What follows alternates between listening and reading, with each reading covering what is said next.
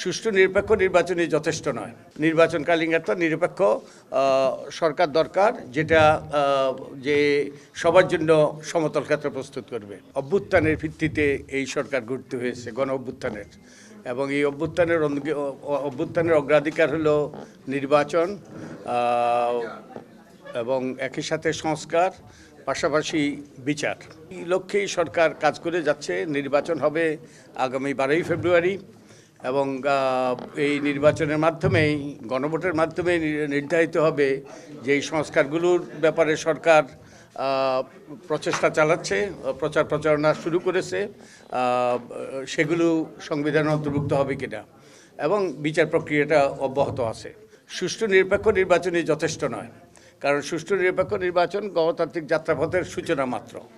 আমাদের গণতান্ত্রিক উত্তরণ করতে হবে, অর্থাৎ গণতন্ত্রের প্রতিষ্ঠানীকরণ হইতে হবে, এবং এই জন্য কতগুলো সংস্কার দরকার। আমাদের কতগুলো আইনি সংস্কার দরকার, আমাদের নির্বাচনী অঙ্গনকে পরিচ্ছন্ন করা দরকার, রাজনৈতিক অঙ্গনকে কুলুষমুক্ত করা দরকার, টাকার খেলা বন্ধ করা দরকার, আমাদের নাগরিক সমাজ এবং গণমাধ্যমকে ওয়াচডগের ভূমিকা, অতন্দ্র প্রহরের ভূমিকা পালন করা দরকার। একই সাথে নির্বাচন কমিশনকে শক্তিশালী করা দরকার। পাশাপাশি নির্বাচনকালীন একটা নিরপেক্ষ সরকার দরকার, যেটা যে সবার জন্য সমতল ক্ষেত্র প্রস্তুত করবে।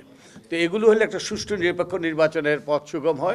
এখন অন্তত একটা নির্বাচন, একটা সরকার আছে যেটা কোনো পক্ষপাতদুষ্ট নয়, কোনো দলীয় সরকার নয়। বাকি কাজগুলো নির্ভর করবে আমাদের রাজনৈতিক দলগুলোর উপর, তাদের সদাচরণের উপর, এবং আমাদের রাজনৈতিক দলগুলো যদি নির্বাচনী অঙ্গনকে পরিচ্ছন্ন করার জন্য বদ্ধপরিকর হয়, তাদের রাজনৈতিক দলগুলোকে যদি গণতান্ত্রিক করে, স্বচ্ছ করে, দায়বদ্ধ করে, এবং পাশাপাশি যদি তারা টাকার খেলা বন্ধ করতে চায়, আমাদের গণমাধ্যমে যদি যে নিরপেক্ষভাবে দায়িত্ব পালন করে, তাহলে আমরা সুষ্ঠু নির্বাচনের পথ সুগম হতে পারে। কিন্তু সুষ্ঠু নিরপেক্ষ নির্বাচন হলেই আমাদের গণতান্ত্রিক উত্তরণ ঘটবে না। তার জন্য প্রয়োজন হবে কতগুলো কাঠামোগত সংস্কার, এবং যেগুলো নিয়েই আমাদের গণভোট হবে। আমরা সহস্রাধিক সুপারিশ পেশ করেছি। তারপরে সরকার ঐক্যমত্য কমিশন গঠন করে। এই ঐক্যমত্য কমিশন, এই যে 6টা সংস্কার কমিশনের প্রধানকে নিয়ে প্রধান উপদেষ্টার নেতৃত্বে ঐক্যমত্য কমিশন করতে হয়। এই ঐক্যমত্য কমিশনের দায়িত্ব ছিল এই রাজনৈতিক দলগুলোর সাথে আলাপ আলোচনা করে কতগুলো বিষয় ঐক্যমত্যে পৌঁছা, সংস্কারের ব্যাপারে ঐক্যমত্যে পৌঁছা, যেগুলো হলে যে স্বৈরাচারী ব্যবস্থা শেখ হাসিনাকে দানবে পরিণত করেছে, সেই স্বৈরাচারী ব্যবস্থা যেন অবসান ঘটে।